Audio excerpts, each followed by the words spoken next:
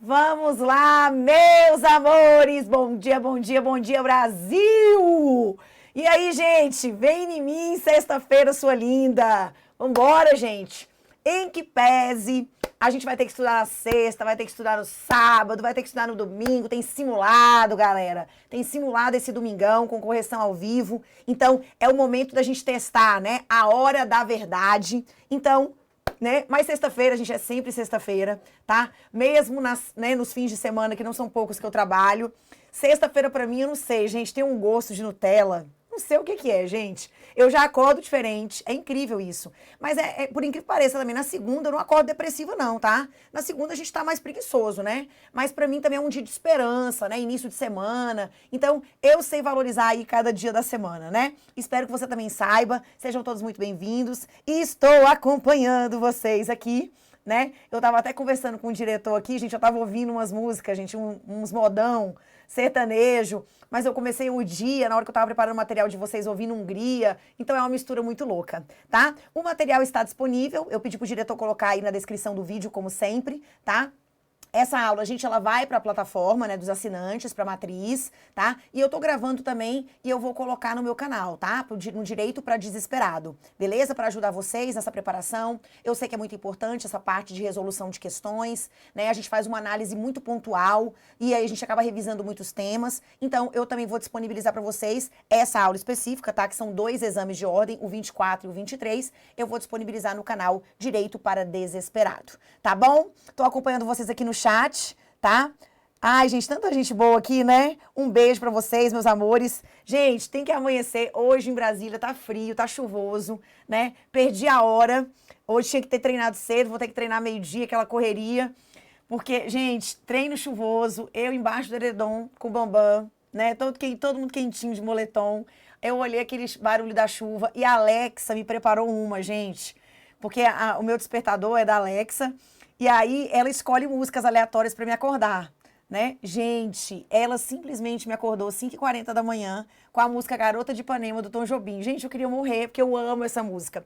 Só que essa música é uma música o quê? Gente, suave, né? Aí eu pedi pra Alexa parar e falei assim, gente, 5 minutinhos. Resumo da ópera. Acordei já na hora do treino, né? Dormi tipo meia hora a mais. Mas tá tudo bem, a gente consegue adequar aí no resto da semana, tá? Vamos com tudo, né, minha gente? Vamos com tudo, gente. Vem comigo no material. Vamos fazer mais 2 exames de ordem. Direito Processual Civil na veia, Reage Brasil. Deixei uma mensagem pra vocês aqui porque, não sei, gente, fui tocada na hora que tava fazendo o material, né? Eu peguei um trecho de uma música que eu particularmente já falei dessa música, eu gosto muito dela, que é uma música do Hungria, que se chama Temporal. Então vem comigo no material aqui, tá? Pra você que pode estar precisando ouvir essas palavras aqui, tá? Olha aqui, gente, esse trecho, que interessante. Nós vamos fazer agora o 24º, tá? Exame de ordem. Olha que tudo, gente. Eu naveguei na tempestade, nós é lenha de verdade, o fogo que Deus acendeu, a chuva não apagou. Não comecei a sonhar brincando, eu comecei a sonhar chorando, com a comida quase pronta e o gás acabou. Pensei se a fé for do tamanho de um grão de mostarda, troco montanhas de lugares na ponta do dedo. E quando descobri a força de cada detalhe, seria covardia minha não ensinar o segredo. A ideia do compartilhamento, né? Maior que o temporal é a fé que habita em mim. Um vendaval de sonho e de realização. Ai, gente, pode ouvir essa música depois milhões de vezes. Ela é um ensinamento de resiliência, de continuidade, de fé, né? De acreditar e de ter sonhos grandes, né? E buscar esses sonhos, gente, né? Então, assim, é você acreditar, né? Que tudo realmente é possível e, como diz o Gran, todo mundo pode, tá? Vem comigo no material, depois reflitam sobre isso, tá? O pessoal do Espírito Santo tá junto com a gente aí, beleza? Questão 51, gente. 24º exame de ordem. Segura essa. Dá a calibrada no seu café e na sua água. Já tô com o meu café aqui.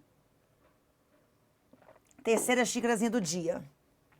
Leilane, autora da ação de indenização por danos morais, proposta em face de Carlindo. Então aqui, ó, lembra da linha do tempo? Nossa amiguinha aqui, ó, deixa eu pegar minha caneta aqui, que tem hora que ela dá as crises de chatice dela, né? Então, ó, a Leilane, às vezes ele dá aqui, gente, umas... Vai escrever ou não vai, canetinha? Leilane propõe uma ação contra o Carlindo. Ela quer uma indenização por danos morais. na 5ª Vara Cível da Comarca da Capital. Então, aqui eu já sei que eu não tô no juizado, né? Eu tô na Vara Cível, beleza? Então, todos os detalhes você deve ir marcando, para você ir se situando. Informou em sua petição inicial, a Leilane informou em sua petição inicial o quê? Que ela não possuía interesse na audiência de conciliação prevista no artigo 334 do CPC. Mais uma questão envolvendo o artigo 334.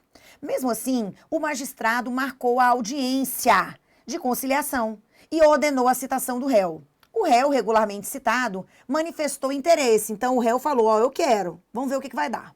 Manifestou interesse na realização da referida audiência, na qual apenas o réu compareceu. Gente, o Carlindo, ele foi, tá? 334, audiência de conciliação, mediação. O Carlindo disse sim e a Leilane disse não, beleza? Mas lembra, quando autor e réu manifestam expressamente que não querem, o juiz não marca. Mas quando um diz não quer e o outro não fala nada ou diz que quer, ela vai acontecer. Então, na dúvida, essa audiência de conciliação, mediação, ela vai ser designada, tá? Raquel, e se eu não for? Se eu não for injustificadamente, não mando ninguém com poderes para transigir, nem um preposto, nem um advogado, então isso é considerado um ato atentatório à dignidade da justiça, passível de multa de até 2%. Tá? Que vai ser revertida para os cofres públicos. Isso tudo é aquela leitura de novo, do artigo 334, tá? Volta para mim. Gente, o réu foi e a bonita da Leilane não foi, né? O juiz, então, aplicou à autora a multa de 2% sobre o valor da causa. Sobre o procedimento do magistrado, a partir do caso apresentado, assinale a afirmativa correta. O magistrado não deveria ter marcado a audiência, já que a autora informou em sua petição que não possui interesse. Não, tá? Só ela falou isso. O magistrado agiu corretamente, tendo em vista que a conduta da autora se caracteriza como um ato atentatório à dignidade da justiça. Essa que a gente já está campeão, né? O magistrado deveria ter declarado o processo extinto sem resolução do mérito e a multa não possui fundamento legal. Gente, é lá no juizado, presta atenção, no juizado especial, se o autor não vai, o processo é extinto. Se o réu não vai, revelia. Isso é no juizado especial. Aqui o processo vai seguir normalmente com a fixação de multa. Lembrando que o juiz fixa a multa com base numa decisão interlocutória e essa decisão interlocutória não é agravável de imediato, não cabe a AGI, tá bom? Volta. Raquel, a manifestação de interesse do réu na realização da referida audiência pode ser feita em até 72 horas antes da sua realização. Se você pegar aí o seu artigo, tá? Você pega o seu artigo aí, o 334. Olha lá, artigo 334. O artigo 334, gente, o que ele vai dizer? Que o autor, ele pode indicar na petição seu desinteresse na autocomposição. E o réu deve fazê-lo por petição apresentada com 10 dias de antecedência, tá? Então, parágrafo 5º, vai colocar aqui do ladinho, ó. Parágrafo 5º do 334.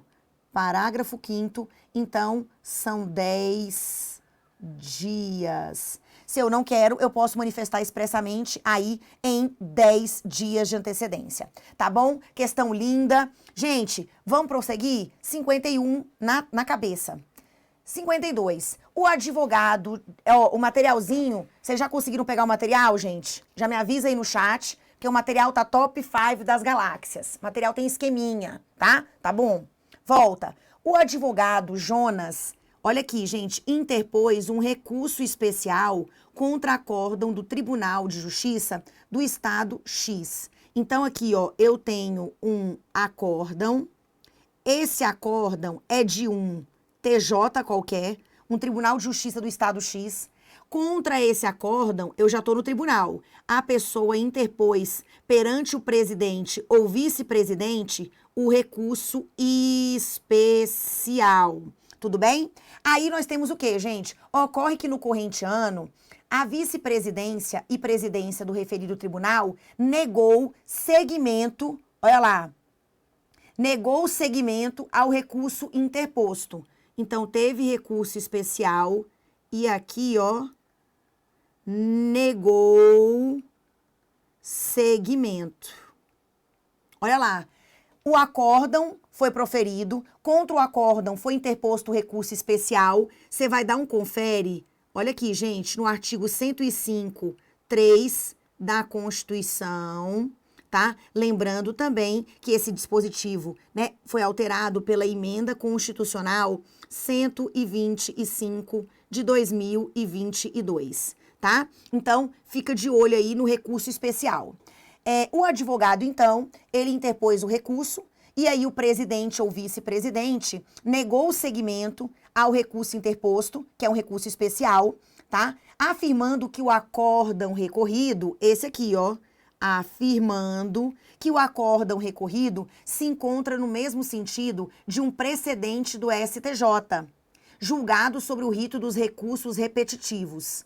Nessa hipótese, caso deseje impugnar a referida decisão, eu quero recorrer dessa decisão que foi do presidente ou vice, veja aqui comigo, decisão do presidente ou vice do tribunal recorrido que negou seguimento. Ela é uma decisão unipessoal. Raquel, você já falou, já fez essa questão em outras oportunidades, tá? O André tá mandando ver aí, ó. O André acha que é agravo interno direcionado ao órgão colegiado competente para revisar as decisões do presidente ou vice-presidente do Tribunal de Justiça. Agravo de instrumento nem pensar.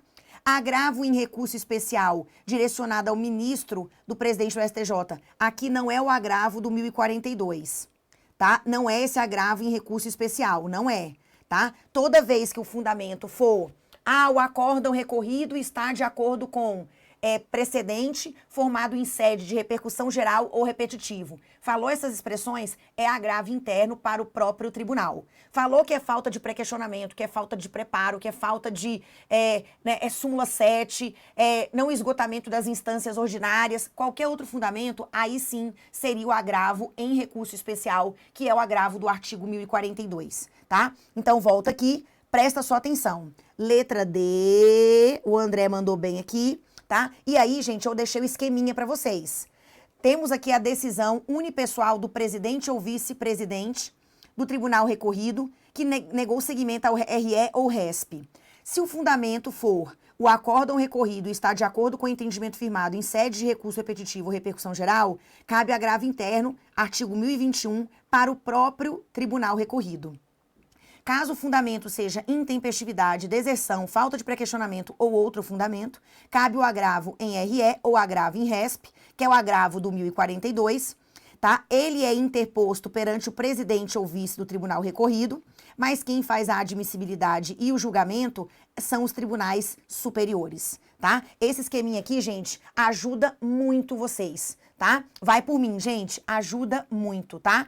Então, tá no seu materialzinho, salva isso aí. Tá? Para você entender, quando a questão fala em negativa de segmento de RESP e RE, você vai se perguntar qual é o fundamento. Falou em repetitivo, repercussão geral, agravo interno. Falou outra motivação, agravo em RESP ou agravo em RE, que é o mesmo agravo do artigo 1042. Lembrando que agravo, qualquer que seja ele tem um prazo de 15 dias, tá? Volta para mim. Raquel, entendi. Vamos para a próxima, gente. 53. O senhor João, que é uma pessoa idosa, tá? E beneficiária de um plano de saúde individual.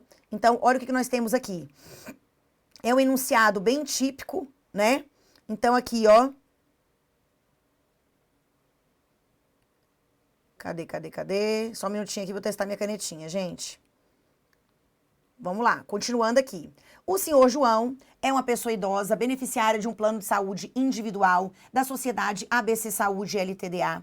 Ele começa a sentir fortes dores no peito durante a madrugada. E socorrido, gente, quando começa com esse papo aqui que o povo tá morrendo, você já tem que, de alguma maneira, pensar em tutela provisória de urgência, tá?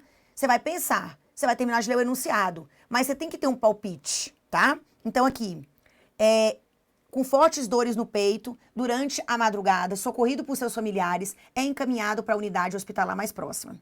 O médico responsável pelo atendimento inicial constata um quadro clínico grave. Olha aqui, ó, com risco de morte. Sendo necessário o imediato encaminhamento do senhor João para a unidade de terapia intensiva, UTI do hospital. Ao ser contatado, o plano de saúde informa que não autoriza a internação, uma vez que o senhor João ainda não havia cumprido o período de carência exigido em contrato. Só que assim, gente, que período de carência? Se eu tô numa situação de emergência, tá louco? Né? Então aqui, ó, imediatamente um dos filhos do senhor João, que é advogado, elabora a ação cabível e recorre ao plantão judicial do Tribunal de Justiça do Estado em que reside. Então aqui, gente, aqui não é apenas uma situação de urgência, é o que eu chamo de urgência urgentíssima. E quando a urgência é contemporânea ao ajuizamento da ação, eu posso fazer uma petição simplificada, Raquel, pedindo só a tutela provisória de urgência antecipada, antecedente? Porque aqui não é cautelar, gente, eu quero o quê? A internação. Então, ela tem que ser satisfativa. Então, é uma tutela provisória de urgência? É antecipada? É satisfativa? É antecedente? Sim. Eu vou fazer uma petiçãozinha simplificada, pedindo a tutela provisória de urgência antecipada, antecedente.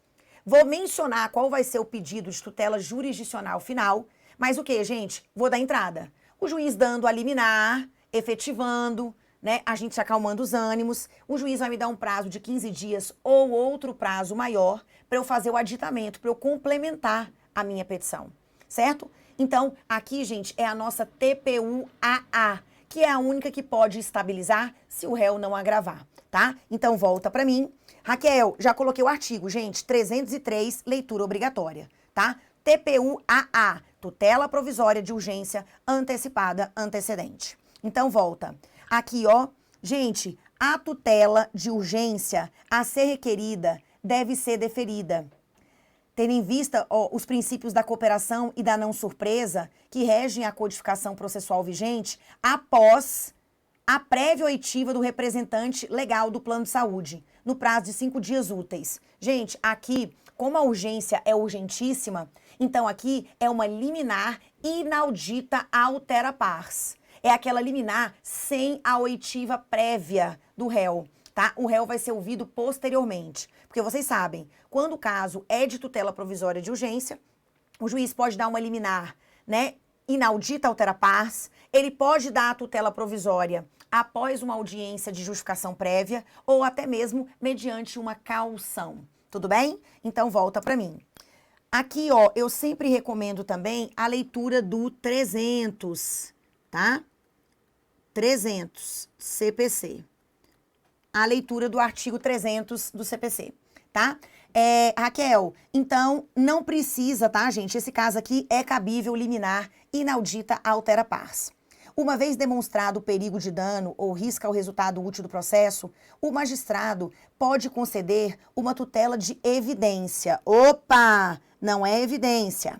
Diante da urgência do caso, contemporânea à propositura da ação, a petição inicial redigida poderia limitar-se ao requerimento da tutela antecipada e à indicação do pedido final.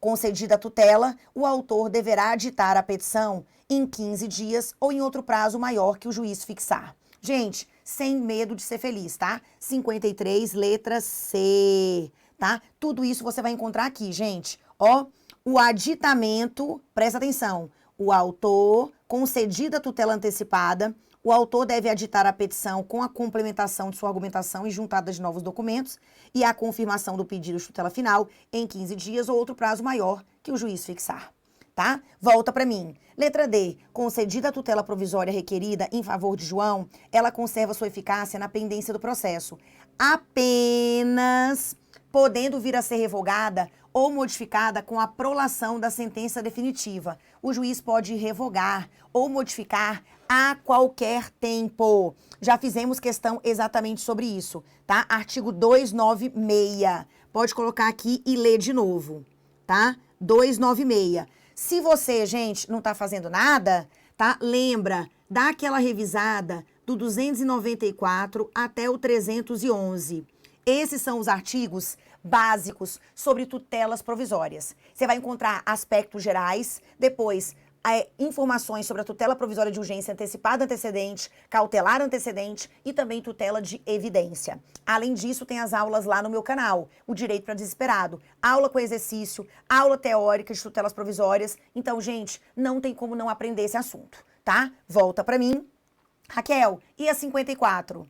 54, a Maria, nossa amiguinha, dirigia o seu carro em direção ao trabalho, quando se envolveu em um acidente com um veículo do município de São Paulo. Gente, município é fazenda pública em juízo, tá bom? Então, Maria dirigia seu carro em direção ao trabalho quando se envolveu em acidente com um veículo, afetado a Secretaria de Saúde. Em razão da gravidade do acidente, Maria permaneceu 6 meses internada, sendo necessária a realização de 3 cirurgias. 15 dias após a alta médica, a vítima ingressou com uma ação de reparação por danos. Tá? Olha aqui, ela quer danos morais e materiais em face do ente público, tá? Gente, aqui eu vou dar uma sequência interessante para vocês, tá? Você vai ler o artigo 75, que fala sobre representação judicial. Então, o município normalmente ele está representado pelo procurador ou pelo prefeito, tá? Volta para mim. Você vai lembrar que a fazenda pública tem direito a prazo em dobro, né? Direito à intimação pessoal. Então, é necessário você dar uma revisada na advocacia pública, aqui ó, 182 até o artigo 184, coisinha pouca, gente. 182 até o 184, tá? Também o 496, que fala sobre remessa necessária ou reexame obrigatório, tudo bem? E lembrar também do 534, a parte da execução envolvendo fazenda pública, que é o 534 e o 535. Isso aqui, gente, é ótimo para você entender um pouco da fazenda pública em juízo, tá? Então, 534 e o 535. 534, 535, tá? Lê também, isso aqui tudo que eu falei é CPC, vai anotando, e depois também o artigo 100 da nossa Constituição, para falar um pouquinho sobre os precatórios. Tá lindo. Raquel, ela tá pedindo, aqui é quem, gente? Aqui é a Maria contra o município de São Paulo, que é capital de estado. Beleza? Aqui ela tá pedindo o quê, gente? A nossa amiguinha tá pedindo dano material, tá pedindo dano moral. Na sentença, os pedidos foram julgados procedentes, com a condenação do ente público ao pagamento de 200 salários mínimos, não tendo a ré interposto o recurso. Não teve recurso da Procuradoria, tá? Então, se não teve recurso, houve uma sentença que condenou ao pagamento de quantia. Dependendo do valor, a sentença só produz efeitos depois que ela é confirmada pelo tribunal, que é a remessa necessária ou o reexame obrigatório, né? Então, aqui, gente, não teve recurso, tá? Raquel, 200. Aqui eu coloquei, gente, como é que eu posso dizer aqui? Uma imagem para você memorizar. 1.500, 1.500.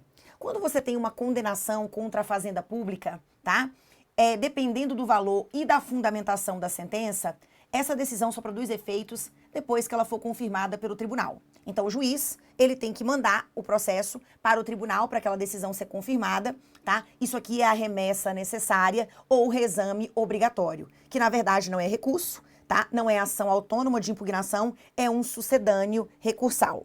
Tá bom, Raquel? O código diz, se a condenação não ultrapassar 1.000 salários mínimos contra a União, não precisa de remessa. 1.000.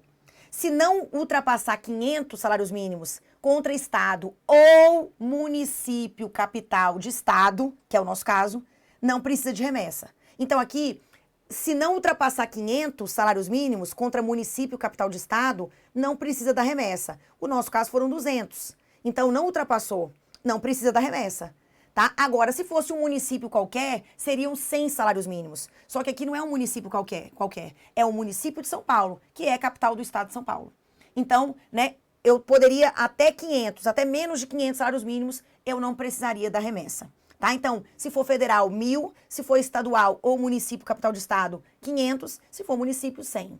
Tá? Então, vem aqui comigo. Você vai ler todo o artigo 496, mas eu vou dar aqui um destaque, gente.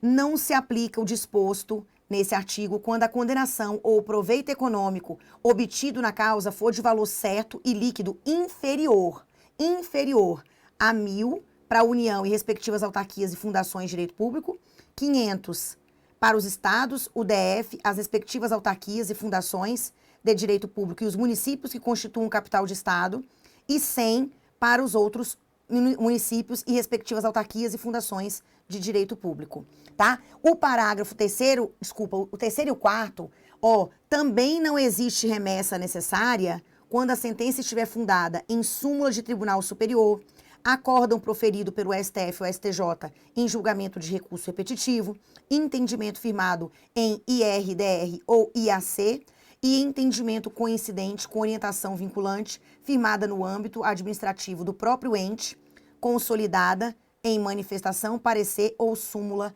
administrativa, tá? Gente, não basta saber quando tem a remessa, tá? Outra coisa, não precisa de remessa quando a procuradoria recorre. Se a procuradoria já recorreu, não há necessidade da remessa, tá? Aqui não teve recurso. Então, a gente vai para o parágrafo terceiro e o quarto. Pelo valor, gente, ele não falou nada do fundamento da sentença. Pelo valor, é menor do que 500 salários mínimos. Então, não precisa da remessa. Então, lembra, 1.500, 1.500, tá? Volta para mim. Raquel, entendi. O que nós temos aqui? Letra A. Ainda, olha lá, gente, ainda que o município de São Paulo não interponha qualquer recurso, a sentença está sujeita à remessa. Não. Pode riscar. A sentença está sujeita à remessa. Não. A sentença não está sujeita à remessa porquanto a sentença condenatória é ilíquida. Ela não é ilíquida. Nós já temos o valor. A sentença não está sujeita à remessa, pois a condenação é inferior a 500 salários mínimos, limite aplicável ao caso. Sim, porque aqui, é município capital de estado, tá? Não caiam nessa, Brasil. Após o trânsito em julgado, Maria poderá promover o cumprimento de sentença em face do município de São Paulo. Beleza, né? Após o trânsito em julgado, eu posso realmente promover o cumprimento. 54, letrinha D de dado. Gente, não caiam nessa, tá? Letra D de dado. Beleza? Ficou claro aqui, gente? A condenação, gente, ela não ela é inferior a 500 salários mínimos. Raquel, mas 500 é para estado, tá, gente? Estado e município capital de estado. O município de São Paulo é capital do estado de São Paulo, tá bom? Tem que saber também um pouquinho de geografia, né, gente? Porque isso aqui pega, né? Normalmente eles vão usar, gente, São Paulo, Rio de Janeiro, porque aí você lembra sempre do estado. Mas se ele falar município, é município capital de estado, tá bom? Não vamos cair, né? Tem que cair agora, André. Depois o quê? Na prova a gente passa o quê, gente? A gente passa bonito, né? Então lembra, 1.500. 500 é estado e município capital de estado, tá bom? Volta. Raquel, 55. Já marcamos o quê, gente? Aqui é A. É A de amor? Não, é D de dado, tá? Questão 55. Arthur, ele ajuizou uma ação, perante o juizado. Juizado. Isso você tem que marcar na hora que tá fazendo a prova, para você não cair, tá? Juizado especial cível. Raquel, eu já sei que a gente tá na lei 9.099 de 95. Exatamente. Lei do juizado especial estadual. Então, procedimento sumaríssimo. Já me liguei. Essa é a minha lei. Foi no Juizado Especial Cível da Comarca do Rio de Janeiro, com o objetivo de obter uma reparação por danos. Isso aqui é o Arthur, tá, gente? Então, aqui, ó, Arthur entrou com ação, né? Aqui, perante o juizado, com o objetivo de obter uma reparação por danos materiais em razão de falha na prestação de serviços pela sociedade empresária Consultex. Então, foi o A contra uma pessoa jurídica de direito privado, beleza? Pessoa jurídica. Sociedade empresária. A sentença de improcedência, olha aqui, gente, já teve a tramitação e eu já cheguei na sentença. Raquel, ele deve estar querendo alguma coisa de recurso aí. Tá bom. A sentença de improcedência dos pedidos iniciais foi publicada, mas não apreciou juridicamente um argumento relevante suscitado na inicial. Então, se não apreciou, é porque houve uma... Quem lembra? Se não apreciou, É porque esqueceu. É porque teve uma omissão. Teve omissão, tá? Então, não apreciou juridicamente um argumento relevante, suscitado na inicial, desconsiderando em sua fundamentação importante prova do nexo de causalidade. Arthur pretende opor embargos de declaração, tá certo? Embargos de declaração é um recurso que eu vou utilizar para sanar o quê? Omissão, contradição, obscuridade e erros materiais, tá? Raquel, mas isso está no CPC. Sim, mas isso também é aplicado no juizado. Vocês vão ver. Volta para mim. Raquel, diante desse cenário, assine a afirmativa correta. Gente, eu já coloquei aqui, ó, Lei 9.099 de 95, artigo 48, 49 e 50, tá? Esses artigos, alguns aqui, passaram por alteração do CPC, quando o CPC entrou em vigor, beleza? Então, volta para mim. Raquel, o Arthur pode opor embargos de declaração suspendendo o prazo para interpor recurso para a turma. Quando alguém apresenta ED, o prazo interrompe, ele zera para outros recursos. Não é suspender, é interromper. Então, volta, tá? Gente, regra geral, contra a sentença, cabe recurso inominado no prazo de 10 dias. Não é isso? Prazo de 10 dias. Só que o quê, gente?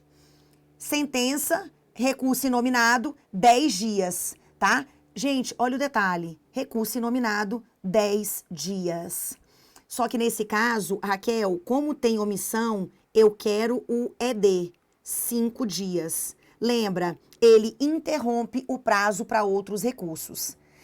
Os embargos não interrompem ou suspendem o prazo para interpor recurso para a turma. Opa!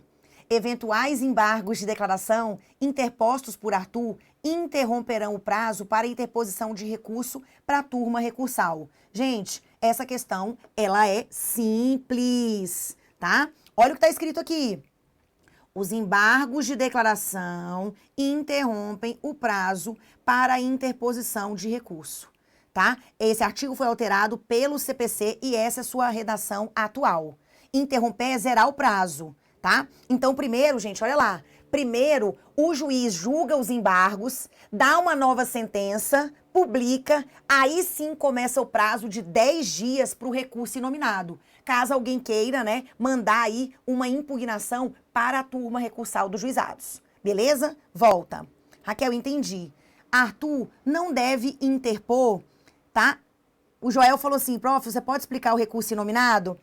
Olha lá, Joel, hoje vai ter uma aula no meu canal às 18 horas, que é o chá da tarde, né, quase noite, chá da tarde com processo civil, no canal Direito para Desesperado. Eu vou deixar gravado, tá, essa aula. Então, nessa aula, eu vou falar sobre o recurso inominado. Então, você pode dar um confere lá depois, tá? Ela vai estar disponível hoje, porque a gravação vai ser ao vivo no canal Direito para Desesperado no YouTube, tá bom? Mas, basicamente, o recurso inominado, ele faz às vezes da apelação.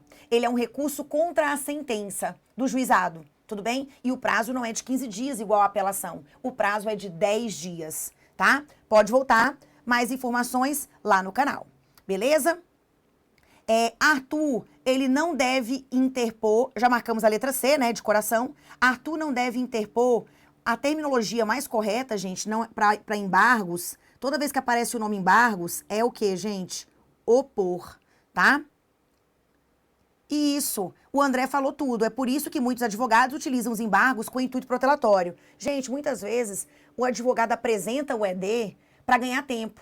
Até julgar o ED, eu ganho tempo para poder depois fazer o outro recurso. Só que se o tribunal ou o juiz percebem essa sua artimanha, porque esse comportamento protelatório é abusivo, você vai ser multado. Inclusive, essa multa está prevista no CPC. Tá bom? Vem comigo. Gente, então, ó, o verbo correto quando a gente fala de embargos é opor, tá? Então, ó, Arthur não deve opor embargos de declaração, pois eles não são cabíveis no juizado. Como não, Brasil? Tá aqui, ó, tá aqui, artigo 50. E aí você vai aproveitar o embalo, tá? Porque a gente tá fazendo aquelas leituras que é no formato casadinha da vez. E aí, o que que eu quero? Que vocês também já leiam o ED, ó, ler. Pode anotar aí, Brasil, sem preguiça. Sem preguiça! Hoje é sexta! Hoje é dia de meter o louco. Hoje é dia de ler um monte de artigo, gente. Ler artigo. 1022 até o artigo 1026 do CPC, para você fazer uma revisão dos embargos sobre a ótica do CPC, tá bom? Então aqui, gente, Paty, na prova você vai mandar bem também, né? Se tá mandando bem aqui, vai mandar bem na hora da prova também, com certeza. Marcamos, então, C de coração. Depois, questão 56. O Marcos, ele se envolveu num acidente, abalroando a motocicleta de Bruno, em razão de não ter visto que a pista estava interditada. Bruno ajuizou, então aqui, gente, o Bruno foi a vítima, ele entrou com uma ação, né? Ele sofreu aí um abalroamento, né? Então ele entrou com uma ação contra quem, gente? O Bruno contra o Marcos. Que o Marcos estava assim, né, gente? Um pouco desavisado. Ele propôs uma ação em face de Marcos, ação de indenização por danos materiais, visando receber os valores necessários ao conserto de sua motocicleta. Beleza. Então é uma ação normal, dano material. O culpado foi quem, gente? Foi o Marquinhos aqui. Marcos, ao receber a citação, entendeu que a responsabilidade de pagamento era da sua seguradora. Ele tem um contrato de seguro, gente. O Marcos, ele tem um contrato de seguro facultativo com a seguradora. Então, em virtude de um contrato de seguro que havia pactuado para seu veículo antes do acidente. Diante da situação, gente, quando começar com essa conversinha de seguradora, evicção, o que eu posso fazer para colocar a seguradora já no processo? E aí, se eu for condenada a pagar alguma coisa para o Bruno, a seguradora ela vai me reembolsar. Para eu já resguardar o direito de regresso previsto nesse contrato de seguro. Gente, falou em seguradora, falou essa historinha aqui, falou de evicção, nós temos aqui a denunciação da lide, que é uma modalidade de intervenção de terceiros. Volta para mim. Raquel, Marcos pode promover oposição? Meu Deus, como assim, gente, oposição? Que nem é intervenção de terceiros mais, é agora um procedimento especial de jurisdição contenciosa. Marcos pode promover a denunciação da lide à seguradora? Pode demais da conta, letra B. Marcos pode pedir a instauração do... O que é isso, gente? Incidente de desconsideração da personalidade jurídica em face da seguradora? Não. Marcos pode promover o chamamento ao processo? Não também, tá? Então aqui, ó, gente, o caso é de denunciação da lide.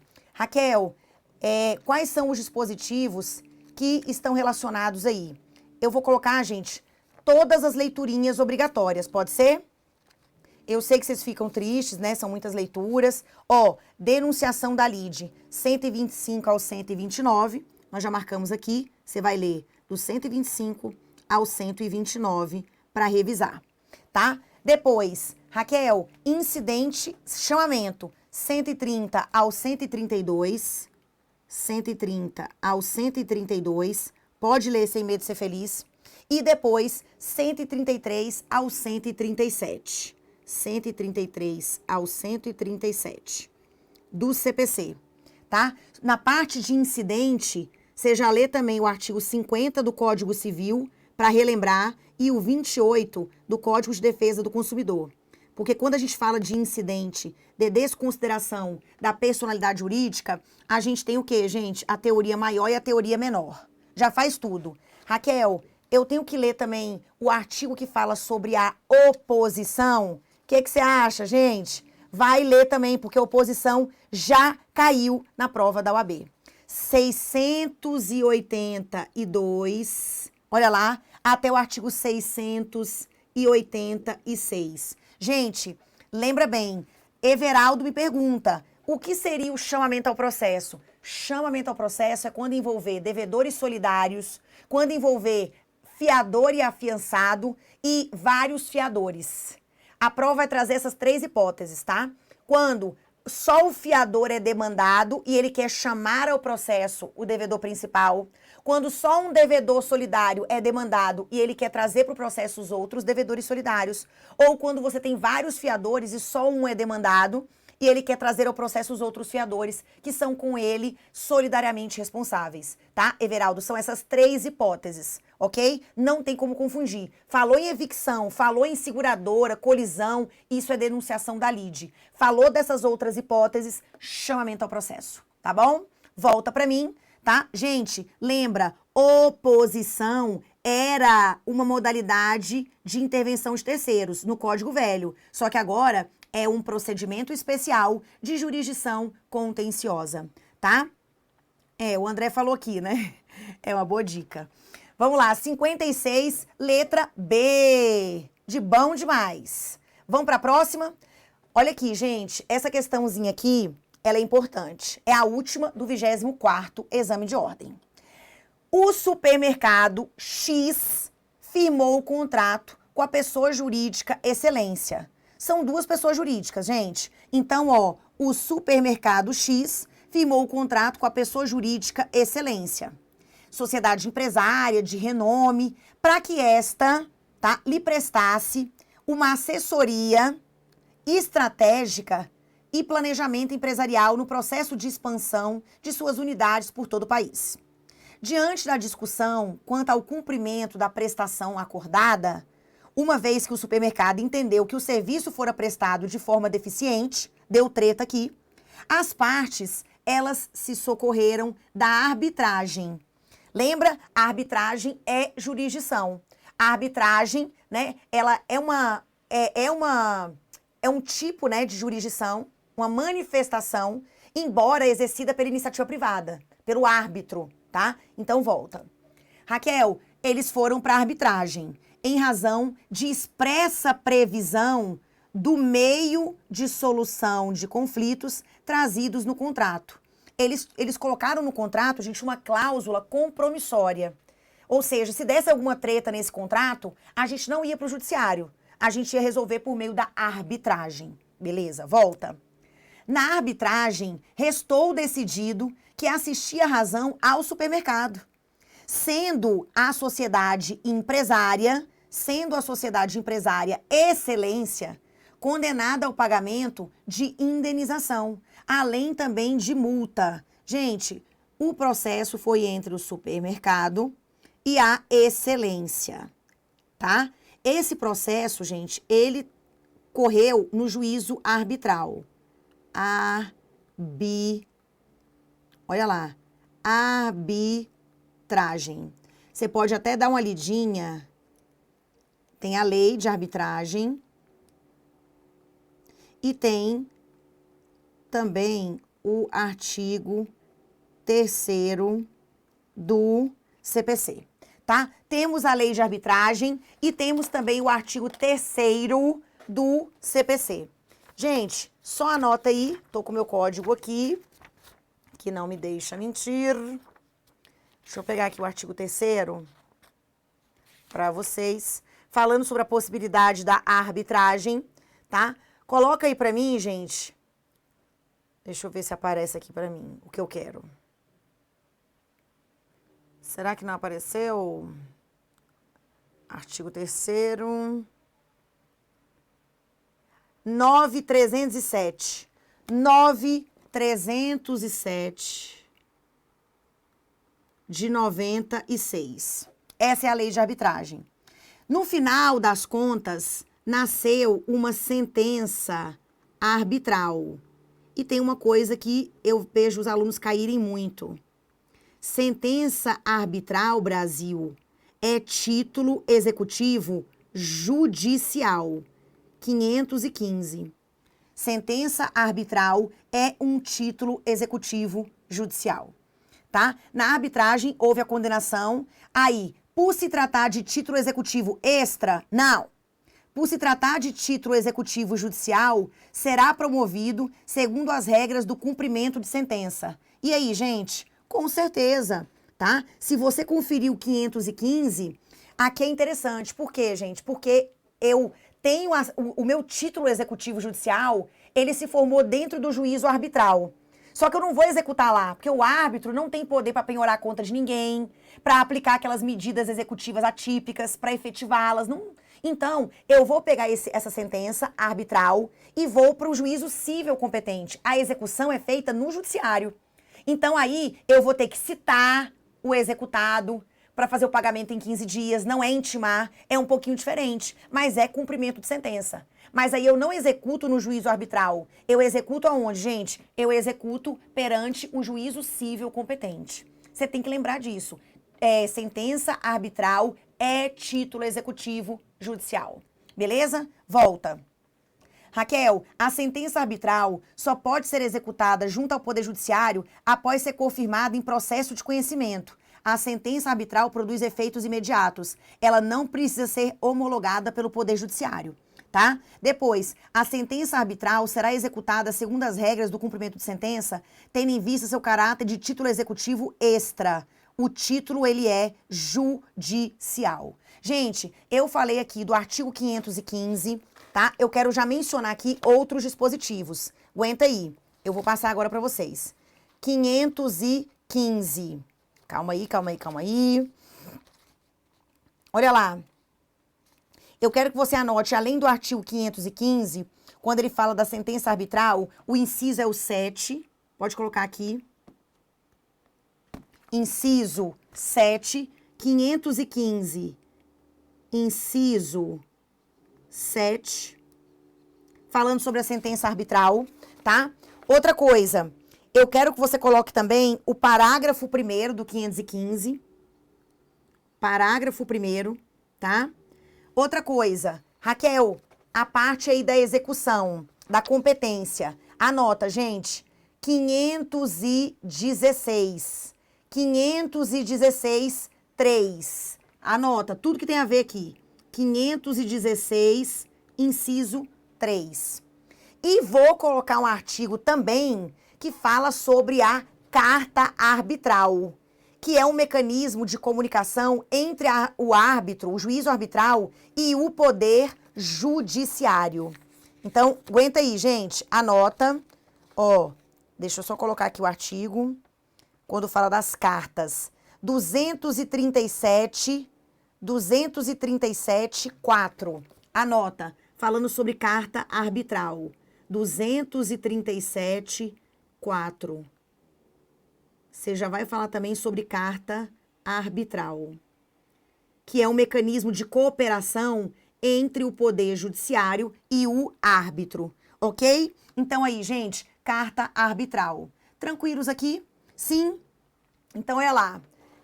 Falamos sobre os principais dispositivos, tá? Isso. A sentença arbitral, Alice, é título executivo judicial. Gente, isso aqui é algo que vocês não podem esquecer. A sentença arbitral, ela é um título executivo judicial. Por quê? Porque é oriunda de um processo jurisdicional. Não é de um processo judicial, porque tudo aqui corre no juízo arbitral, tá? Então, isso aqui, gente, eu vejo muita gente cair. Por quê? A pessoa imagina o seguinte: como não tá no Poder Judiciário, tá fora, então é extrajudicial. Porque a arbitragem também é jurisdição, tá bom? Volta pra mim. Raquel, eu entendi. 57, superada. Gente, já foi um dos exames de ordem, tá? Aqui, ó, olha pra mim. Eu vou fazer um intervalo, gente, só de 1 minutinho, tá? Só pra eu poder calibrar minha água aqui. E a gente já parte agora pro 23º exame de ordem. Não sai daí não, tá? É rapidinho.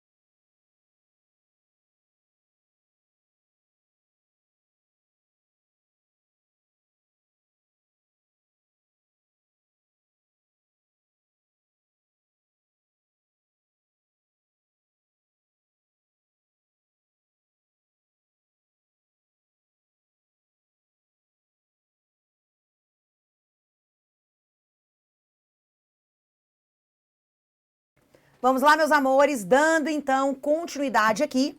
Nós vamos agora para o 23º exame de ordem. Tá tudo ok, né? Aproveitei para trocar aqui a pilha do microfone, para não ficar nada pendente, né? Deixa eu só ajustar aqui, gente, o microfone. Vamos lá? Agora é 23º exame de ordem. Quais são as surpresas que esse exame preparou pra gente? Vem comigo. Olha lá. 51. Pedro promove uma ação de cobrança contra José. Gente, essa questão é super simples, tá? Então aqui, ó, o Pedro, ele promove uma ação de cobrança em face de José, pelo descumprimento de um contrato de prestação de serviços celebrado entre as partes.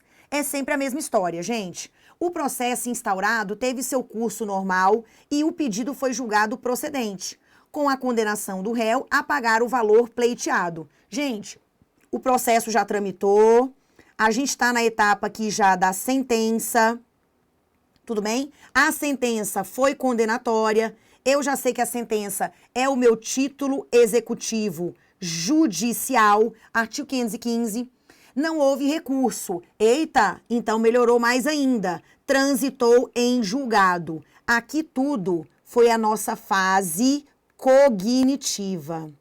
É a fase de conhecimento. Fase cognitiva. Tudo bem? Então aqui, gente, fase cognitiva. Não houve recurso. E na fase de cumprimento de sentença, o executado, ele foi intimado a efetuar o pagamento e pretende ofertar resistência.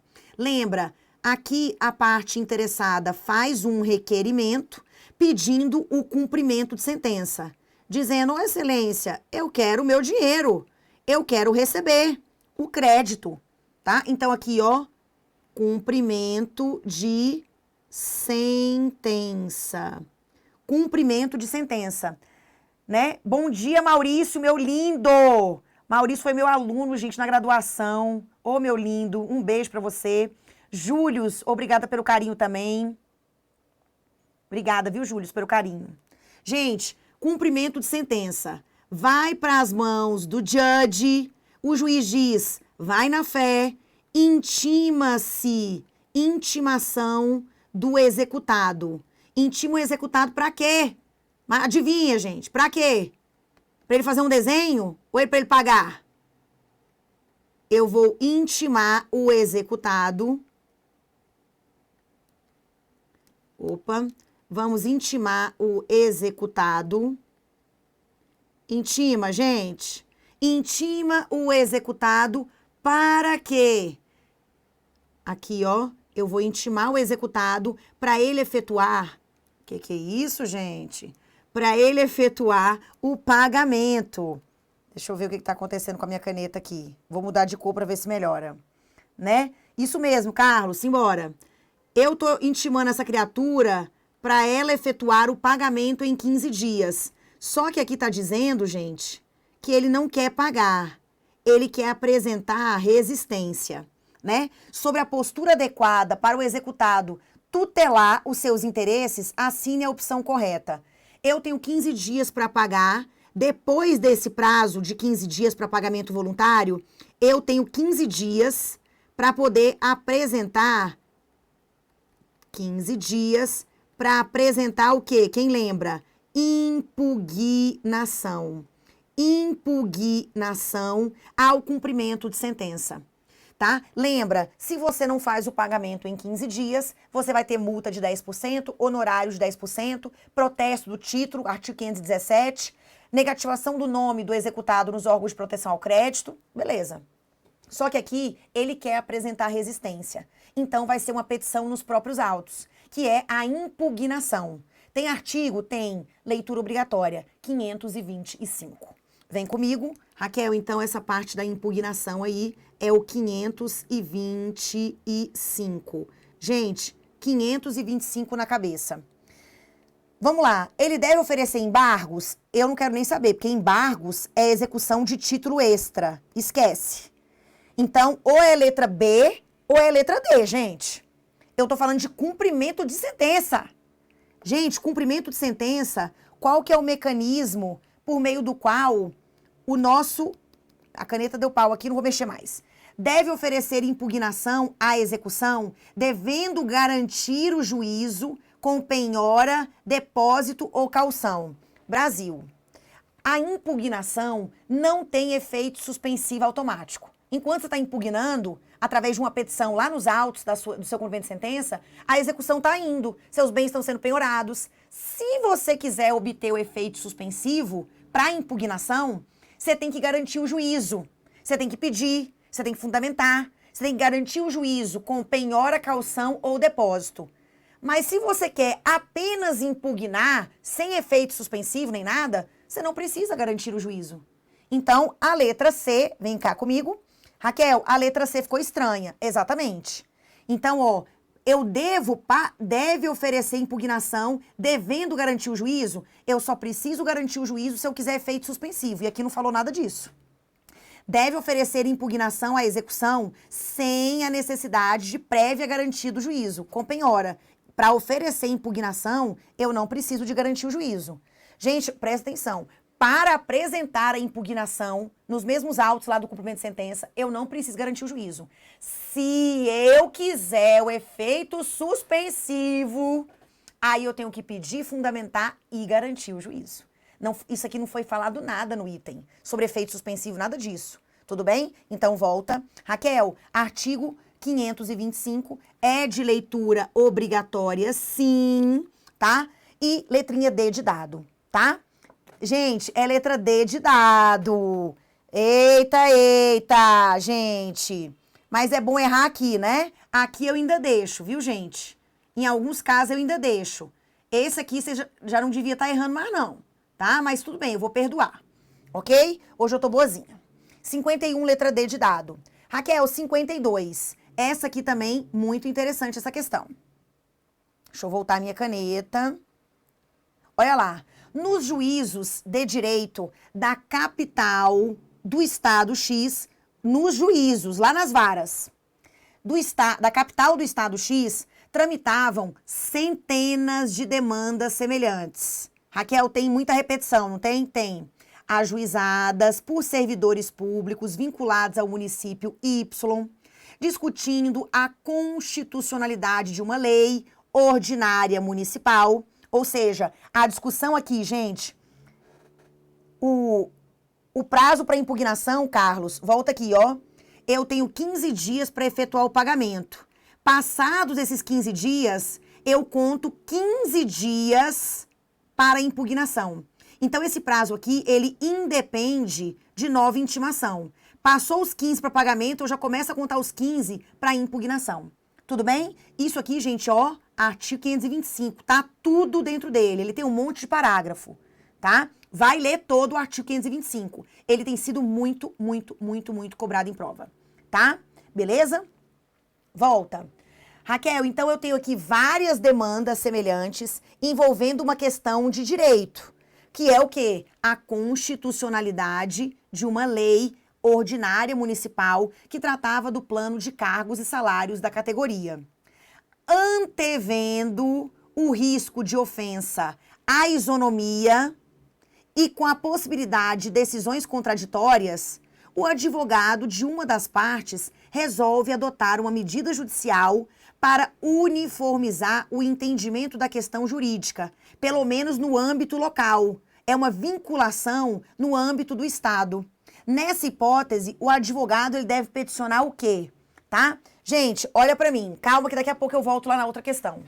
Eu tenho várias demandas semelhantes, uma chuva delas, bem ali no naquela localidade, naquele estado. Várias demandas semelhantes envolvendo aqui plano de cargos, salários do servidor do município tal. Eles estão questionando uma lei, a matéria de direito, tudo bem? E aí ele diz, existe risco à isonomia e risco à segurança jurídica, por causa das decisões contraditórias. Ele não falou que a matéria estava afetada para recurso repetitivo nos tribunais superiores. Não falou isso, tá? Gente, isso aqui tem cara de quê? Isso aqui tem cara de IRDR. Eu quero uniformizar o entendimento, nem que seja no âmbito daquele estado. Uma vinculação local. Então, é IRDR, tá? Volta aqui. Gente, quem pediu para voltar nessa questão aqui, que é a questão 51, tá? Voltei aqui para vocês darem uma olhadinha. Enquanto isso, eu tomo mais uma aguinha. Olha lá. Voltei nessa questão. E vamos para essa. IRDR. O advogado deve peticionar ao juízo de direito no qual tramita a demanda, por ele ajuizada, requerendo a instauração de IRDR. Gente, o pedido de IRDR feito pela parte, ele é formulado para o presidente do tribunal. Não é para o juiz onde meu processo está tramitando, não. É o presidente do tribunal, tá? Então, volta. Ao presidente do tribunal ao qual está vinculado o juízo de direito, requerendo a instauração de IRDR. Gente, 52, letra B de bola. É aqui sem medo de ser feliz, tá? Olha o que eu coloquei aqui para vocês. O principal dispositivo. É cabível, tá tudo aqui, gente. É cabível a instauração do IRDR quando houver simultaneamente efetiva repetição de processos. Olha aqui, efetiva repetição de processos que contenham controvérsia sobre a mesma questão de direito, pode ser direito material, direito processual, quando houver risco de ofensa à isonomia e à segurança jurídica.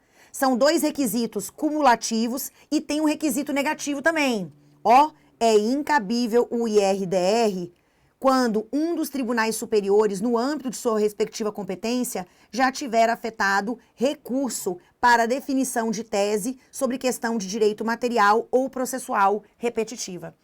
Então, a matéria não pode estar afetada para julgamento repetitivo no STJ ou STF. Se eu digo que ela não pode, é porque isso aqui é um requisito negativo. Esses outros dois, aqui, ó, eles são requisitos positivos. E aí, ó, o pedido de instauração, ele será dirigido ao presidente do tribunal, pelas partes, por meio de uma petição. Ok? Coloquei mais aqui e volta, Brasil. Eu vou fazer uma petição ao presidente do tribunal, ao qual está vinculado, requerendo um incidente de arguição de inconstitucionalidade? Não. Ao juízo de direito no qual tramita a demanda, não é o juízo onde tramita a demanda, é o presidente do tribunal.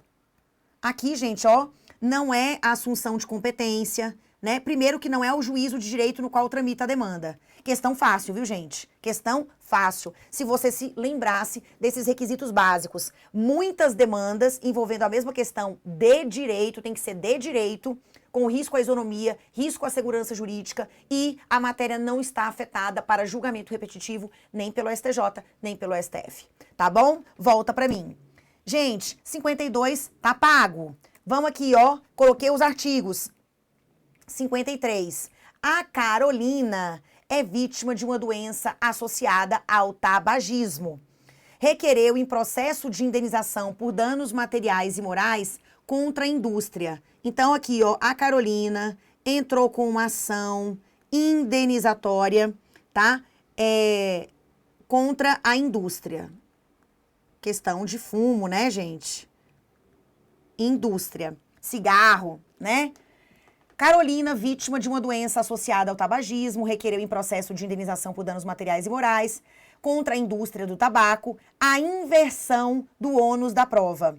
Ela pediu, gente, a Carolina pediu a inversão do ônus da prova. Você tem que dar uma olhada no 373. Ela pediu, tá? Por considerar que a parte ré possuía melhores condições de produzir a tal da prova. O magistrado, por meio de uma decisão interlocutória, o processo foi seguindo, o juiz deu uma decisão interlocutória, ela pediu a inversão, tá? Por meio de uma decisão, ele indeferiu o requerimento por considerar que a inversão poderia gerar uma situação em que a desincumbência do encargo seria excessivamente difícil. Sobre a hipótese, assine a opção correta. Raquel, eu quero saber só o seguinte, essa decisão interlocutória, o que eu faço com ela? Eu já meto um agravo de instrumento ou não cabe e eu tenho que esperar e deixar para discutir isso na preliminar de uma futura apelação ou contra-razões? Primeiro, tem que saber se essa decisão interlocutória, ela se encaixa no artigo 1015. Vem comigo primeiro. Já coloquei ele aqui. cabe agravo de instrumento contra as decisões interlocutórias de primeira instância que versarem sobre, gente, olha isso, redistribuição do ônus da prova nos termos do artigo 373. A decisão que aceita a inversão ou que nega, qualquer dos dois sentidos, ela é agravável de imediato. Então, cabe agravo de instrumento? Cabe. Ela, agravo interno, aqui não estou falando de decisão do relator. Ela é irrecorrível? Não. Ela é impugnável por agravo? Eita, sim. A parte autora deve aguardar a sentença para suscitar a questão como preliminar de apelação ou nas contrarrazões? Não, porque ela é agravável de imediato, tá? Se liga nesse recurso, que é um recurso que você tem que ter uma boa base. Gente, recurso aqui, o básico do básico, tá? Você tem que ter uma base boa, pelo menos de apelação e agravo de instrumento. Esse não pode ter dúvida nenhuma, você tem que saber tudo desses dois, porque eles são os campeões de questões. Volta e meia cai um ROC, cai RESP, né? Cai embargo de declaração, mas eles são os queridinhos da América, tá? Apelação e agravo de instrumento. Beleza? Hoje, 18 horas, no meu canal Direito para Desesperado, no YouTube, a gente tem o Chá da Tarde com processo civil, 18 horas, e eu vou dar uma aula de recursos para vocês, tá bom? Volta. Raquel, o que mais? Vamos evoluir, né, gente? 53 já foi, letra C de coração, e vamos agora para 54. Questãozinha, gente, fácil, tá? Vamos aí dar uma calibrada nas cordas vocais, vai dando uma lida na questão. Jorge administra 5 apartamentos de Marina. Então, administra o patrimônio alheio, né? Vem comigo. Jorge, tá aqui, ó.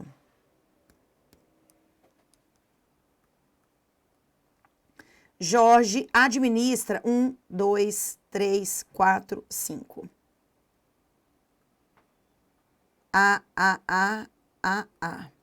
Ele administra 5 apartamentos que pertencem à Marina. Ele recebe os valores relativos à alocação dos referidos bens, realiza os pagamentos inerentes aos imóveis, condomínio e IPTU, abate o valor pela prestação de serviços e repassa o saldo residual para a Marina, mediante, depósito em conta corrente, titularizada pela contratante, tá? Gente, o canal, eu já vou colocar aqui, ó, tanto no Instagram como no YouTube, é o Direito para Desesperado, tá bom? Contudo, nos últimos 10 meses, o Jorge tem deixado de fornecer os relatórios mensais acerca da despesa e da receita. Incomodada, Marina o questiona acerca da omissão, que nada faz. Então, assim, a Marina, gente, pede uma satisfação, né? Ô, meu amiguinho, vê, me mostra o que você tá fazendo. E a pessoa simplesmente o quê, gente? Não mostra. Volta aqui pra mim. Minha cortina aqui, né, gente? Não é um fantasminha, não, tá? Deixa eu aproveitar e fechar aqui, porque tá chovendo. Então, aqui, ó, já dei a dica ali, né? Marina o questiona acerca da omissão, que nada faz. Diante desse cenário, Marina procura um advogado que, com o objetivo de obter os relatórios, deve ajuizar o quê? Gente, olha lá. Você administra meu patrimônio.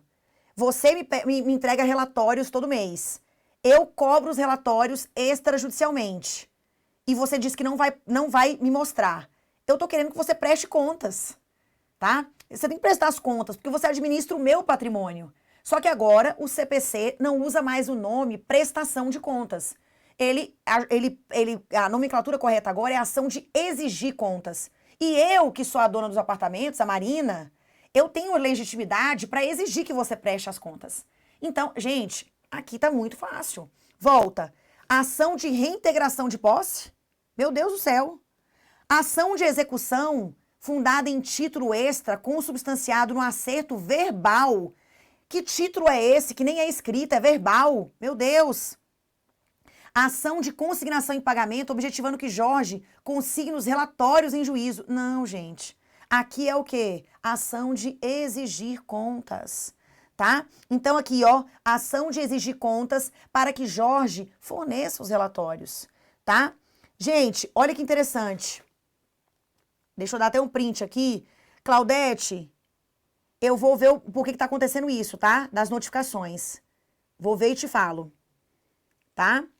Gente, a ação de exigir contas é ser de coração de novo. Olha aqui, ó. A ação de exigir contas já vai fazer a leitura de todos os dispositivos, que vai do 550 ao 553.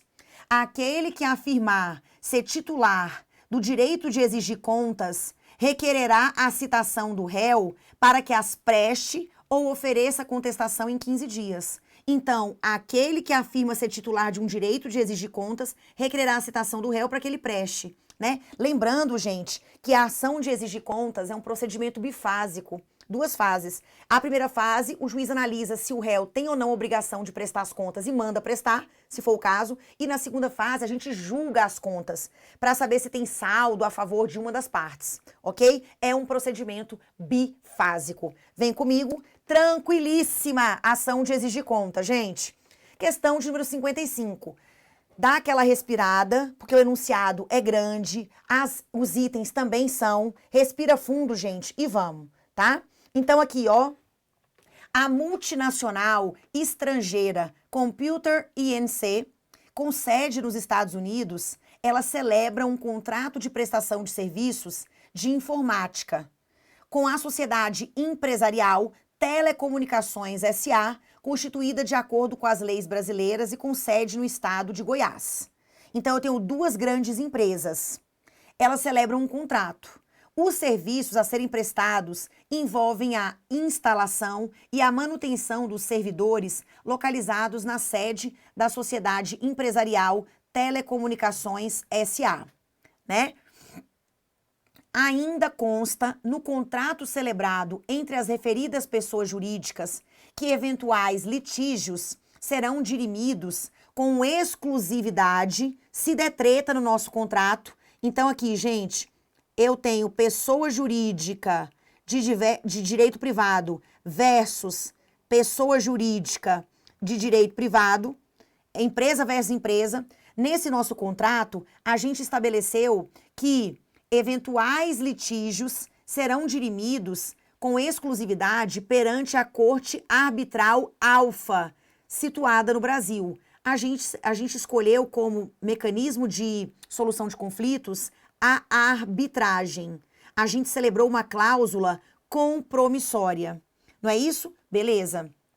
Após discordâncias sobre o cumprimento de uma das cláusulas referentes à realização dos serviços, a multinacional, ela ingressa com uma demanda no foro arbitral contratualmente avançado. Com base nesse caso, assine a opção correta. Gente, aqui a ação foi proposta no juízo arbitral. Tá tudo certinho. Ele quer saber agora como é que vai funcionar dentro do juízo arbitral, tá? Vem comigo.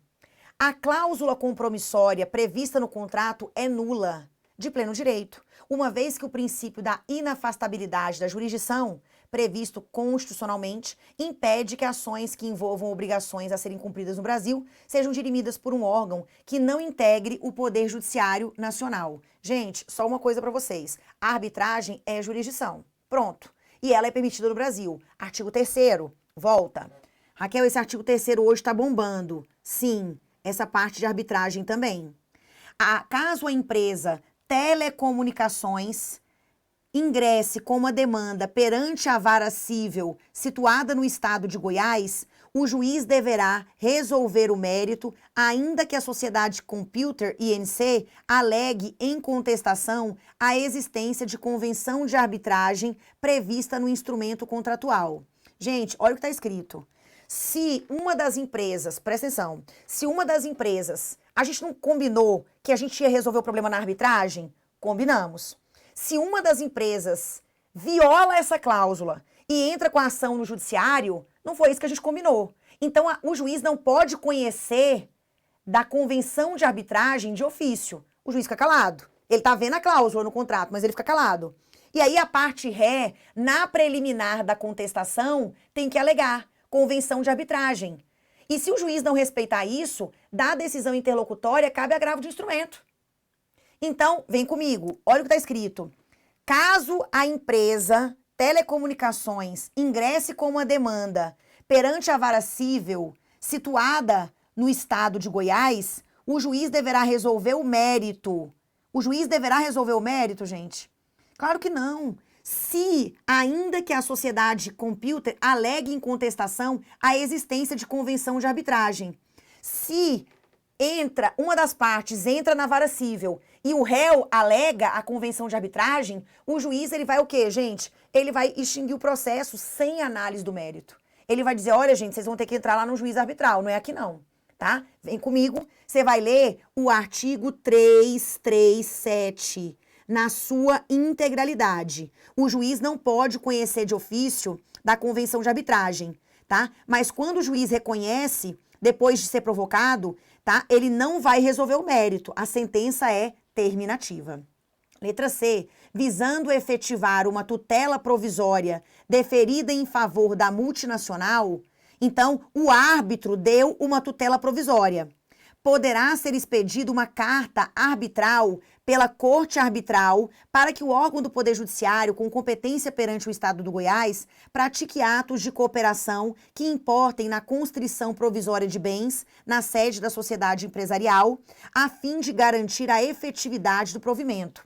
Gente, o árbitro, ele pode dar liminar, mas se ela não for cumprida, o árbitro não tem poder para efetivar. Então, ele manda uma carta arbitral para o Poder Judiciário, dizendo assim, Poder Judiciário, me ajuda aqui nessa parte, eu dei uma liminar, mas a outra parte não está querendo cumprir. Será que tem como você fazer um bloqueio patrimonial, aplicar aí uma medida, mais enérgica, de cunho constritivo?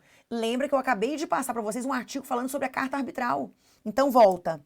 Raquel, é aquele dispositivo de novo, não é? É o 237, inciso 4. 237, inciso 4 do CPC. Lembra, a gente tem carta arbitral, carta precatória, carta rogatória, carta de ordem, tá? Então, quando é do tribunal para um juízo inferior, carta de ordem. Quando envolve jurisdição estrangeira, carta rogatória. Quando envolve juízes brasileiros com competência territorial diferente, carta precatória. E quando envolve arbitragem e poder judiciário, carta arbitral, tá? Volta para mim, revisar isso aí, viu, gente? A sentença arbitral proferida pela corte configura título executivo extrajudicial. Eu já falei isso hoje. Sentença arbitral é título executivo judicial, Brasil, tá? Então, ó, letra o quê, gente? 55, mais uma para conta, 55 é C de coração. Tudo bem? Ótimo. Então, você vai dar uma revisada no 237, tá? Inciso 4, beleza? Vamos prosseguir? Vamos. Questão 56. É a penúltima da nossa sexta-feira, sua linda. Vem comigo. Luaninha, em litígio instaurado em face de Luciano, viu seu pedido ser julgado improcedente. Então, aqui, ó, gente, o que aconteceu nessa história? A Luana, deixa eu ver aqui como é que tá minha caneta. A Luana, ela entrou com uma ação, lembra sempre de fazer a sua linha do tempo, contra o Luciano. Luana, contra Luana e Luciano. Viu seu pedido ser julgado improcedente. Já teve sentença. Viu seu pedido julgado improcedente, o que veio a ser confirmado pelo tribunal local, transitando em julgado. Teve sentença, a sentença não foi legal para mim, no caso aqui a Luana, não foi. Teve apelação e está dizendo aqui que o tribunal confirmou o resultado negativo. Foi para o tribunal proferiu um acórdão, o acórdão manteve a sentença ruim e eu cheguei no fundo do poço, né? Transitou em julgado. O advogado da autora a alerta no sentido de que, apesar da decisão do tribunal local basear-se em acórdão proferido pelo STJ em regime de recurso repetitivo, o precedente não seria aplicável ao seu caso, pois se trata de uma hipótese fática diferente. Afirmou assim ser possível reverter a situação por meio do ajuizamento de uma ação rescisória. Gente, o advogado acertou? Sim. Por quê, gente? Transitou em julgado. Quando transitou em julgado, das duas uma, ou a questão está falando de cumprimento de sentença, ou a questão está falando de ação rescisória. Raquel, mas aqui a gente tem que encaixar em uma das hipóteses do artigo 966, não é? É. Então vem comigo. Olha aqui, ó. A decisão de mérito transitada em julgado pode ser rescindida quando? Olha aqui, quando a decisão violar manifestamente uma norma jurídica. Raquel, mas é o caso? Que tal isso aqui, ó, gente? Cabe ação rescisória com fundamento no inciso 5º, esse que eu marquei aqui, ó.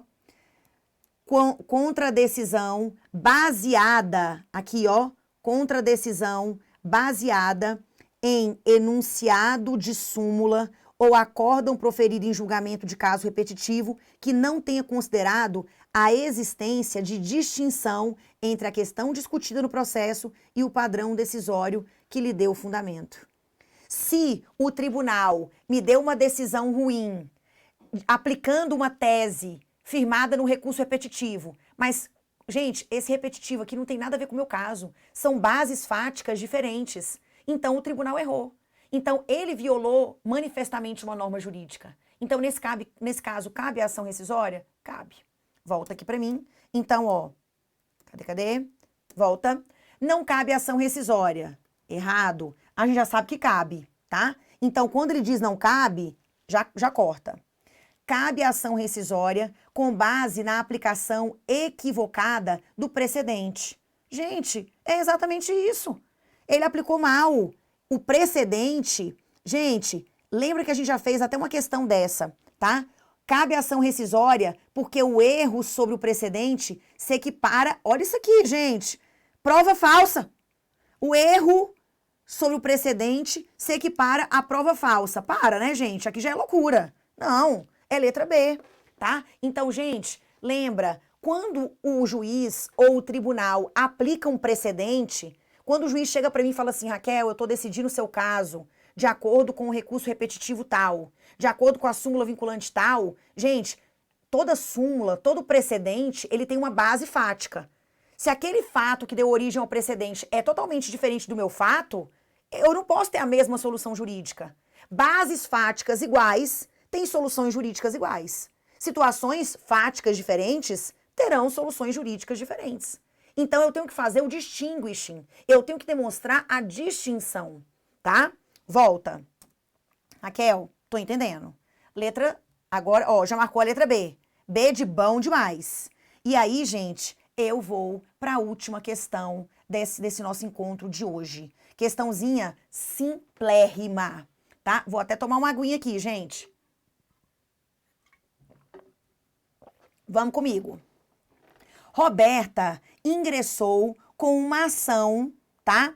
Roberta ingressou com ação de reparação de danos em face de Carlos Daniel.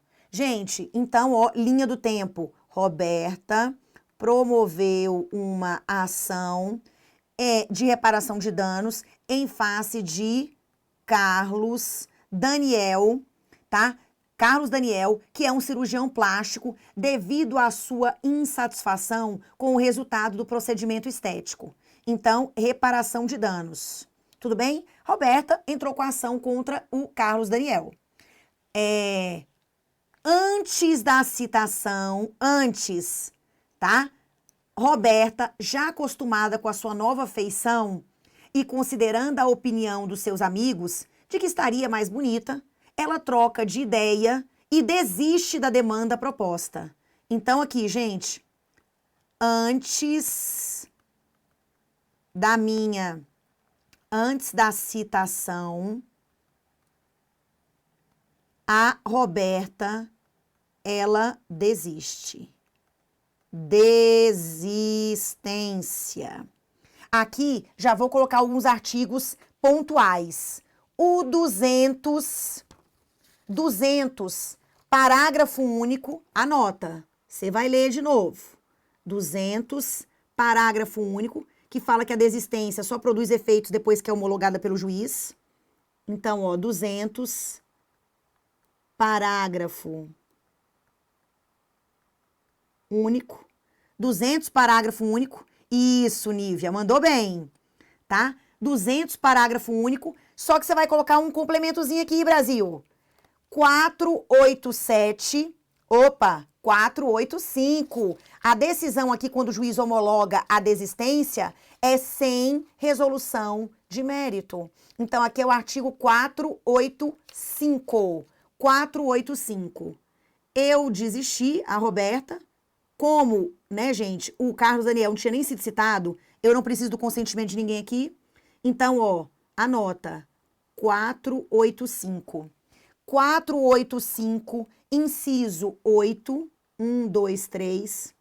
E coloca também o parágrafo, vamos colocar aqui, parágrafo 4º e 5º. Parágrafo 4º e parágrafo 5º. Beleza? Parágrafo 4º e parágrafo 5º. Raquel, quando o juiz homologa a desistência, a minha sentença é uma sentença, o quê, gente? Terminativa. Depois, gente, se a Roberta quiser, ela pode ajuizar a ação de novo? Pode. Se tiver dentro do prazo, né, prescricional, beleza. Só que aí, gente, ela vai, a distribuição da petição dela, se ela resolver ajuizar a ação de novo, vai cair em outro juízo ou vai cair naquela mesma vara? Ou seja, vai ser uma distribuição aleatória de novo, como a primeira vez, ou vai ser já por dependência?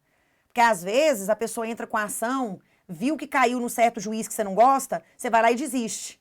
Aí você diz, eu vou desistir, depois eu entro de novo. Vai que cai em outro juiz. Não cai não, gente. Vai cair no mesmo juízo, porque ele se torna prevento. Então vem comigo. Raquel, após 6 meses, quando da total recuperação da cirurgia, a Roberta percebeu que o resultado ficou completamente diferente do prometido. Razão pela qual ela resolve ingressar de novo.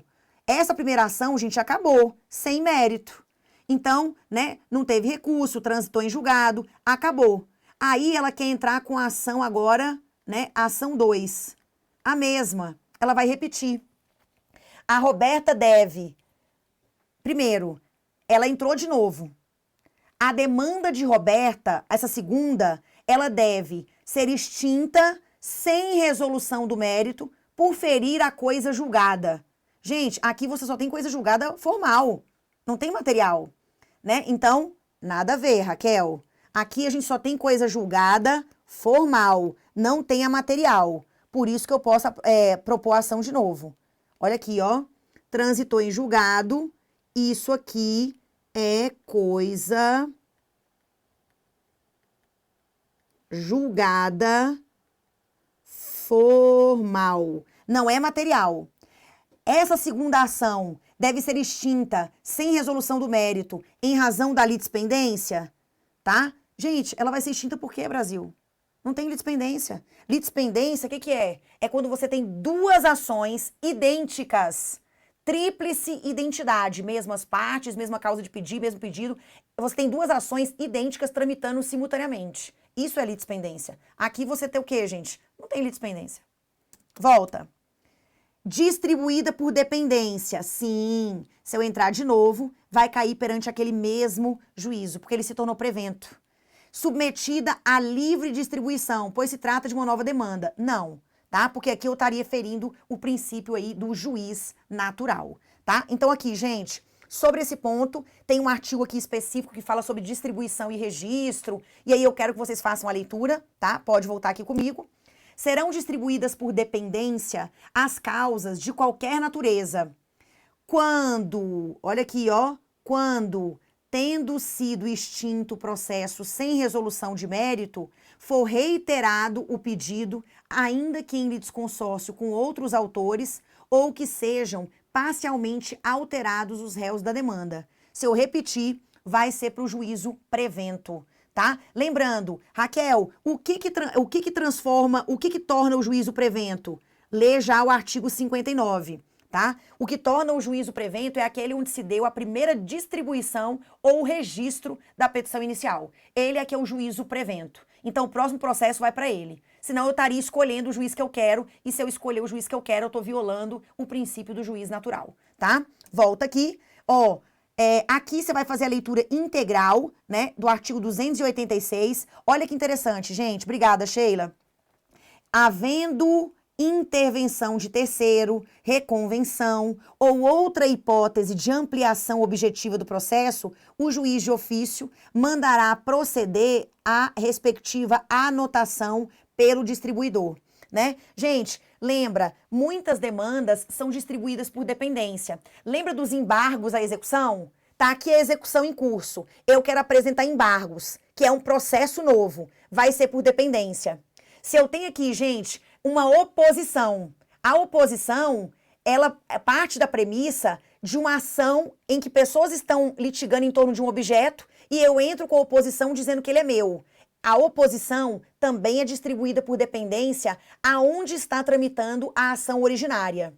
Quando eu sofro uma penhora num bem que é meu, num processo que eu não tenho nada a ver, que eu entro com embargos de terceiro, você tem o processo originário e tem os embargos de terceiro. Eu vou distribuir por dependência também, tá? Dependência a qual juízo? Onde está tramitando a ação onde se deu a constrição judicial indevida, no caso dos embargos de terceiro. Então, assim, gente, muita atenção nessa parte também, que às vezes passa despercebida, tá? Volta para mim, ó, eu já recomendo a leitura completa, você pode fazer uma revisão sobre distribuição e registro, tá?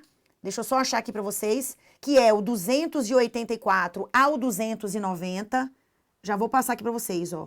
284, ler, tá? Ler para revisar. 284, já dei algumas dicas aqui sobre desistência. 284 ao 290, beleza? Leiturinhas obrigatórias. Depois, eu voltei aqui e coloquei, ó, 200, parágrafo único, 485, inciso 8, e também parágrafo 4º e 5º, falando sobre as sentenças terminativas, tá? Então, assim, gente, tomem cuidado, né? Lembrem-se sempre de revisar quando a sentença é com mérito, quando a sentença é sem mérito, 485 e 487 na cabeça, tá? Porque, gente, eu vou ter uma situação de coisa julgada só formal, quando a sentença é terminativa, mas quando a sentença é de mérito e transita em julgado, eu vou ter uma coisa julgada formal e material, tá bom? Gente, é isso que eu tinha pra vocês, tá? Aquele beijo no coração, sextou, né? Gente, lembrando, tá? Temos simulado dia 8 agora de janeiro, é 8, né, gente? Hoje é 6, 7, 8. 8 de janeiro, que é domingão, com correção ao vivo. Então, façam o simulado, levem a sério, questão de tempo, né? Tudo bonitinho, como se você estivesse fazendo a prova, tá? Vai ter a correção mais tarde. E hoje, espero encontrá-los também pra gente falar sobre recursos lá no meu canal Direito para Desesperado, às 18 horas, tá? E vai ser o nosso chá da tarde com processo civil. Beijo, fiquem com Deus e até a próxima.